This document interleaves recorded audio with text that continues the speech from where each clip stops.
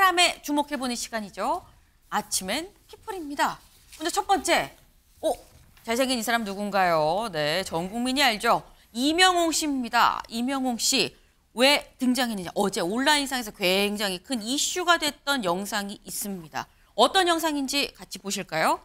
바로 저 모습입니다. 네, 지금 진행요원인 것 같은데 할머니, 머리가 하얀 백발인 할머님인 것 같은데 업고 계단을 오르고 있어요. 근데 옆에서 박수를 칩니다. 아우, 청년 고생하네. 박수를 치고 있어요. 이게 무슨 영상이냐. 지난 토요일에 서울 월드컵 경기장에서 임영웅 씨 콘서트가 있었습니다. 근데 원체 이 오신 분들 중에 나이가 많은 어르신들도 있다 보니까 계단이 많아요. 월드컵 경기장이. 그러니까 진행요원이 할머님을 등에 업고 가파른 계단을 올라가는 그런 모습이었습니다. 주변 어르신들이 박수 칠 법하죠. 네. 근데 이게 흐뭇하면서도 참 많은 생각이 듭니다. 요거 여선웅 의원님 어떻게 보셨습니까? 네, 지금 뭐 임영웅 씨가 굉장히 이제 인기를 많이 얻고인데 최근에 뭐 김호중 씨에 관련해 가지고 같이 이제 트로트계에서 그런 뭐 이야기를 하면서 더 약간 좀 대비되는 것 같아요. 임영웅 씨 같은 경우는 뭐 콘서트 할 때 주변에 무슨 피해를 줄까 봐 임영웅 씨가 직접 무슨 뭐 그러니까 피해를 줄까 봐 뭔가 음식물을 돌린다든지 이런 것도 굉장히 이제 알려져 가지고 화제가 되고 있다. 역시 임영웅이다. 이런 이야기가 나오고 있는데 이번에 콘서트 현장에서도 어쨌든 지금 뭐 임영웅 씨가 관련된 그 진행 요원들이 저렇게 이제 노인들, 어르신들을 위해서 뭔가 이런 뭐 서비스라고 할까요? 이런 것들을 하니까 사실은 그 안에서 이것도 이제 약간 조명이 됐다고 해요. 그냥 이제 널리 알려진 게 아니라 그 안에서 칭찬을 했다 이렇게 좀 알려져 있어서 사실은 좀 임영웅 씨의 행보가 사실은 노래나 뭐 최근에 연기까지 한다는데 그런 것뿐만 아니라 네. 이렇게 착한 뭐 이런 모습들까지도 같이 이제 감동을 주고 있다 이렇게 좀 보시면 될 것 같습니다. 네. 감동을 주는 사실 저런 모습 하나뿐만 아니라 그 전에 켜켜이 싸워왔던 많은 선행이나 배려하는 모습들까지 같이 덩달아서 더 부각을 받을 수밖에 없는 거 아니겠느냐라는 건데 근데 언뜻 생각할 때 공연장에 이렇게 계단 오르기 어려운 백발 어르신이 오는 공연이 또 있을까? 월드컵 경기장에서 경기 보러 오시기도 사실 흔치 않은 사례긴 한데 라는 생각이 들어요. 오늘 무슨 기사가 났느냐? 이런 기사가 나왔습니다. 풍선 탄 하늘빛 왕자 트로트 공연 패러다임 바꾸다. 트로트 공연의 패러다임을 바꿨다라는 얘기가 나옵니다. 어제 그제 이틀 동안 공연이 있었어요. 근데 공연이 있었던 이 월드컵 경기장이 최대 6만 명이 수용됐는데 6만 명이 꽉 찼다는 거죠. 지금 보시는 것처럼 꽉 찼습니다. 근데 이게 제가 말씀드린 것처럼 주원규 위원님. 네. 60, 70, 뭐 나아가서 한 80, 90도 있으실 수도 있어요. 사실.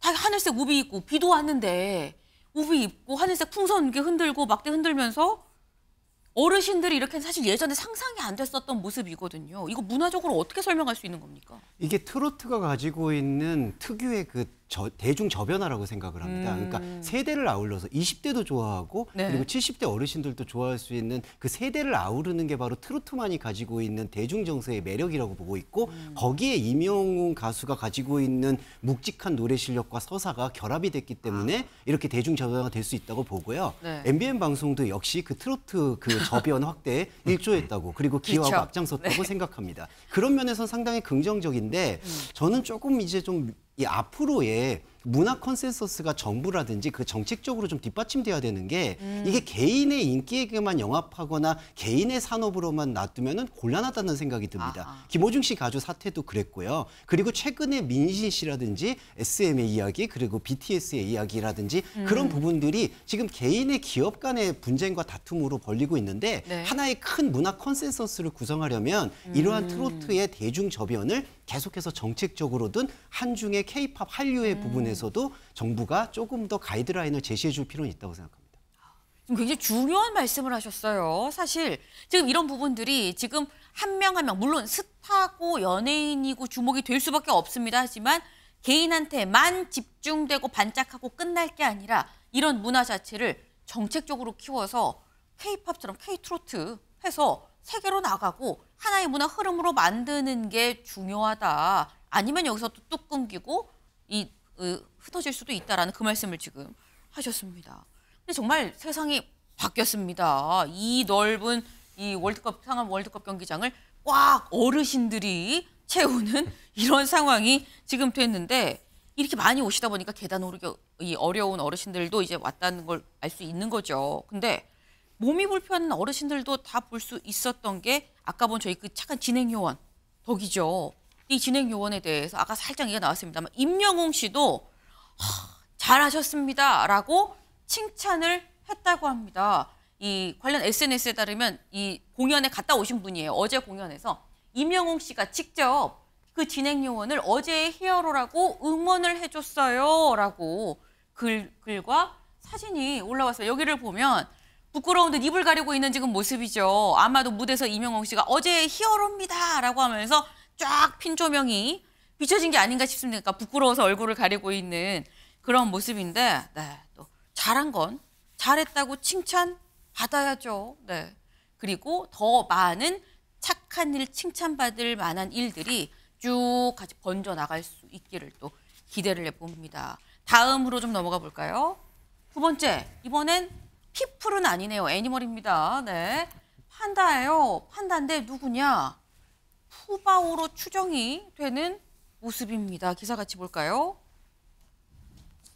야위고 상처난 푸바오, 한중 판다 팬들 뿔났다. 네, 여기 좀 보겠습니다. 지금 푸바오로 추정이 되는 모습인데 여기 보면 빨간 점선 안에 털이 빠져 있어요. 약간 색깔도 그렇게 하얀색이 아니라 좀 누리끼리한 모습도 보이고요. 털도 빠지고요. 더불어서 목줄을 했었던 거 아니야? 라고 의심이 된 모습도 포착이 됐습니다. 지금 바로 저 모습이죠.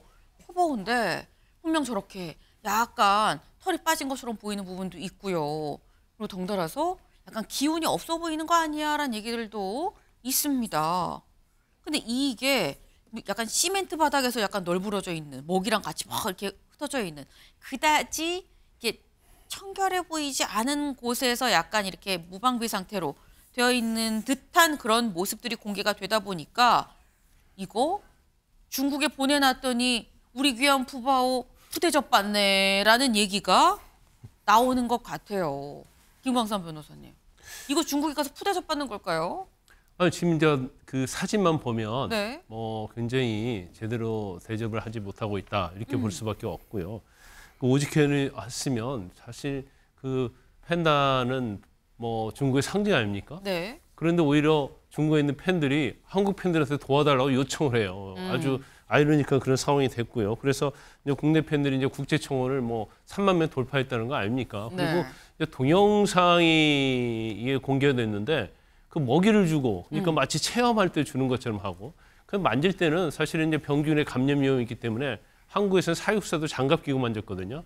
근데 그냥 맨손을 만지는 이런 동영상들 이런 것들이 있다 보니까 이거 정말로 이 푸바오에 대해서 제대로 관리를 하지 못하고 있지 않느냐 이런 비판이 좀 있는 것 같아요. 그래서 제가 볼 때는 저런 식으로 계속 푸바오에 대해서 푸대접을 할까 하면 다시 한국으로 좀 보내는 게 어떤가 싶습니다. 그러면 한국에서 소유권도 한국에 주고, 네. 그래서 한국에서 잘 키워서 번식도 하고, 오히려 중국보다 한국에서 더 푸바오가 더 행복해해야 할 것 같아요. 할 것 같아요. 네. 이럴 거면 그냥 우리한테 다시 보내라. 우리가 잘 키울게. 약간 이런 말씀이셨어요. 지금 아까 잠깐 나왔죠. 국제 청원 사이트 체인지에 우리 푸바오 지켜주세요라는 이런 청원이 올라왔습니다. 오늘 오전 7시 기준으로 보니까 청원이 34,000명이 넘게 지금 동의를 한 상태예요. 네. 이게 푸바오에 대한 사랑이 굉장히 한중, 여기서 우리 한국인들만 여기 청원에 한 게 아니라 중국에서도 걱정됩니다라고 하면서 같이 또 청원을 넣었다고 합니다. 네. 한중 관계 해빙 무드라고 했는데 판다 문제로 괜히 빛이 바래지 않았으면 좋겠다라는 생각 듭니다. 세 번째 인물 가볼까요? 세 번째 인물. 네.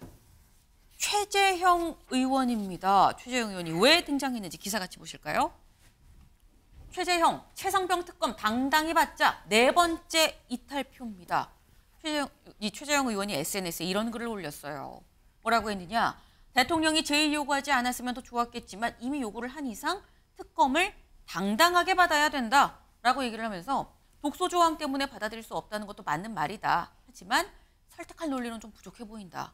이걸 보면 이제 내일이죠. 내일 아마도 이 재의결을 재투표를 이제 할 예정인데 내일 찬성표를 던질 걸로 보입니다. 근데 무기명 투표예요. 굳이 찬성표를 던지더라도 가만히 있다가 던져도 되는데 윤주진 의원님. 예. 굳이 이렇게 공개를 하는 건 자, 다 찬성표로 동참하세요라는 뜻인 걸까요? 일단 21대 국회가 마무리가 되고 22대 국회로 넘어가기 전에 네. 어떻게 보면 이 문제를 그냥 여기서 끝내고 가자라고 하는 제안일 수는 있는 것 같아요. 왜냐하면 지금 이대로 계속해서 공수처 수사가 나오고 또 논란이 거듭될수록 사실 지금 21대 국회에서는 17명의 국민의힘 의원이 이탈을 하면 이제 재의결이 됩니다. 네. 근데 22대에서는 불과 8명밖에 되지를 않아요. 그렇다면은 결과적으로는 이게 시기의 문제일 뿐이지 결국 언젠가는 통과될 수밖에 없는 거 아닌가라고 하는 여론이 이제 국민의힘 내부에 있다 보니까 그렇다면 받을 거면 차라리 매를 맞을 거면 차라리 빨리 맞아버리자 이런 식의 제안이죠. 그런데 사실은 최재형 의원이 이런 식으로 공개적으로 하는 것은 사실은 다음 국회에 이제 재입성에 좀 어려워지셨잖아요. 그런 면도 없지 않아 작용을 했기 때문에 낙선한 국회의원으로서는 어떻게 보면 21대 마지막에 이른바 뭐 소신 투표라고 하는 모습을 좀 보이면서 국민들에게 약간 용기 있는 여당 의원의 모습도 각인시키고 싶겠죠. 그러나 제가 봤을 때는 그럼에도 불구하고 17명의 이탈표를 모두 채우기에는 좀 많이 어렵지 않을까 예상을 합니다. 네. 일단 소신 투표도 있고 뭐 할 수는 있겠습니다만 하지만 17명까지 이탈이 나오진 않지 않겠느냐라고 말씀을 하셨어요. 오늘 관련해서 이런 보도가 있었습니다. 다음 기사 볼까요? 최상병 특검반대 당론의 4명째 반기, 지금 최재형 의원이 4명째 반기다라는 거죠. 의견 유보도 최소 5명이다. 의견 나는 뭐 아직 확실하게 정하지 않았어요. 유보 상태입니다. 라고 하는 것도 5명이라는 얘기가 나와요. 민주당 박주민 의원이 지금 내가 하나하나 다 일일이 접촉하고 있습니다라고 얘기를 하고 있죠. 박주민 의원 얘기를 좀 잠깐 들어보고 오시죠. 현재 7분 중에 6분을 제가 만났습니다. 6분 중에 절반 정도가 심각하게 고민을 해보겠다 라고 얘기를 해주셨습니다. 현재 공개적으로 의사를 표명하신 분 이외에도 아마 비공개 무기명 투표이기 때문에 다른 국민의힘 지도부의 판단이나 요청과는 다른 판단을 하실 분들이 계시리라 생각됩니다. 네, 지금 박주민 의원 얘기는 내가 7명 접촉했는데 6명은 찬성 쪽으로 좀 기운 것 같아. 뭐 지금 이런 얘기입니다. 근데 그러면 현재 공개적으로 실명 얘기한 게 4명, 뭐 유보 5명인데 뭐 여기에서 뭐 이 박주민 의원 얘기한 사람이 포함이 될 수도 있을 수도 있고 이 겹칠 수도 있고 안 겹칠 수도 있는데 이런 걸 보면 이거 좀 꽤 나오는 거 아니야? 라는 여기서 사실 중요한 건 김광선 변호사님. 무기명 투표가 가장 큰 변수 아닙니까? 민주당 국회의장 선거도 뒤집어졌거든요. 어떻게 보세요? 제가 볼 때는 이게 또 뒤집어질 수도 있는 가능성이 있다 이렇게 봐요. 그러니까 이제 전체적으로 보면 지금 115석 아닙니까? 그럼 115석에서 이제 이탈을 15석 해야 하는데 네. 이미 이제 4명 했고 또 무기명 투표이기 때문에 뭐 누가 어떤 표를 던질지 지금 예측할 수는 없습니다. 그런데 최상병 특검과 관련해서는 상당히 여권 내에서도 뭐 받아야 되지 않느냐 이런 생각을 하는 의원들이 상당히 있는 것 같아요. 그러면 이거 자체가 이제 내일 재의결을 할 텐데 내일 재의결은 엄청난 중요한 의미가 있어요. 가장 중요한 의미는 이제 대통령과 관련된 부분이죠. 내일 만약에 이 최상병 특검이 통과된다고 한다면 네. 윤 대통령에 대한 레임덕의 가장 큰 변곡점이 될 거예요. 그럼 이게 통과돼 버리면 이제 그 이후에 지금 115석이잖아요. 네. 22대는 104석밖에 안 돼요. 네. 그럼 거기에서 5석만 이탈을 해버리면 뭐 탄핵도 가능하고 개헌도 가능하고 다 가능한 거 아닙니까? 그렇기 때문에 지금 115석인데도 불구하고 이게 다 단속이 안 되고 최상병 특검이 통과가 돼버리면 결과적으로 따지면 이제 윤 대통령에게서 엄청난 힘든 시간이 기다리고 있다 이렇게 볼 수가 있거든요. 그런데 이제 저는 개인적으로 볼 때 뭐 특검의 명분은 충분히 있다고 이렇게 보지만 뭐 단일 설사 소신이 있다 하더라도 네. 이게 단일 대우를 해야 할 때가 있고 해야 할지 않아도 그런 경우가 있거든요. 그런데 이걸 이제 소신 이유로 만약에 뭐 찬성표를 던져버리면 상당히 이제 보수층이 좀 한쪽에서 무너져 내려버리는 그런 시발점이 될 수 있다 이렇게 봅니다. 아, 지금 말씀은 이게 최상병 특검이 단순히 최상병 특검 사안이 아니라 요게 만약에 내일 통과가 된다면 이건 3년 차의 레임덕 시작일 수도 있다라는 그 부분을 또 지적을 하셨어요. 내일 결과가 어떻게 될지가 상당히 좀 주목이 됩니다.